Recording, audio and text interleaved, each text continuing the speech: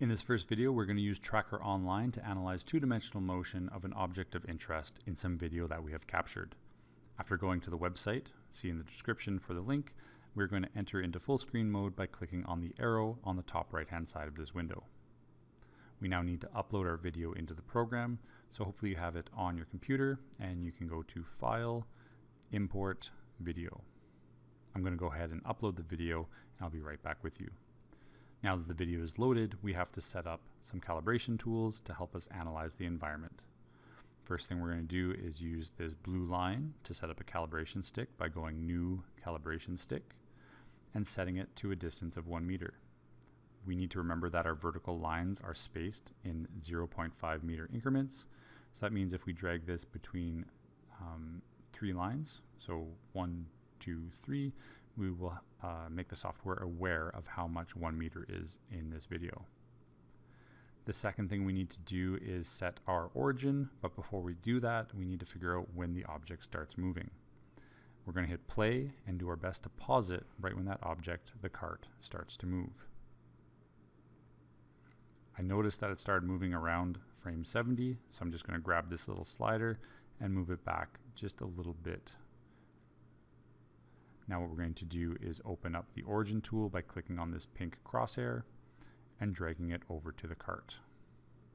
We need to make sure this is accurate, so we're going to zoom in using our middle mouse button and our left mouse button to pan. You can track any point in the cart as long as you're consistent. You can use the wheel, these little silver screws, or the leading edge of the cart. I find the wheel easiest to track, so I'm going to move the origin right into the center of the wheel.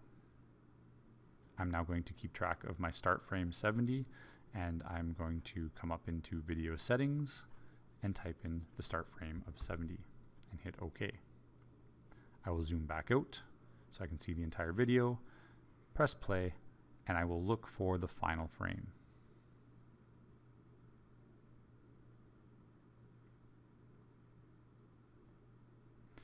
.141 seems okay, so I'm just going to go with 140. So I'm going to open up my video settings and enter in 140. Between the start frame of 70 and the end frame of 140, we would have a total of 70 frames. So that'd be 70 clicks that you would have to make. With that in mind, I think it's a good idea to change our step size to 2, and it won't change the data that much in our lab. We'll go ahead and hit OK, and we're ready to track the object.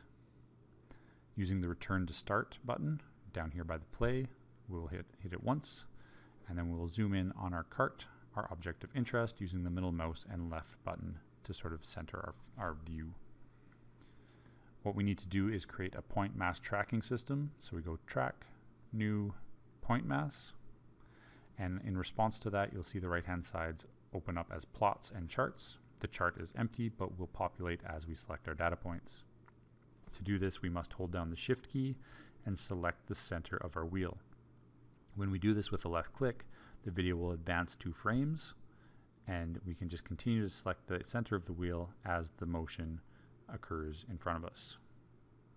If at any point you need to resize your window or move it, simply let go of the Shift button, like we can see here.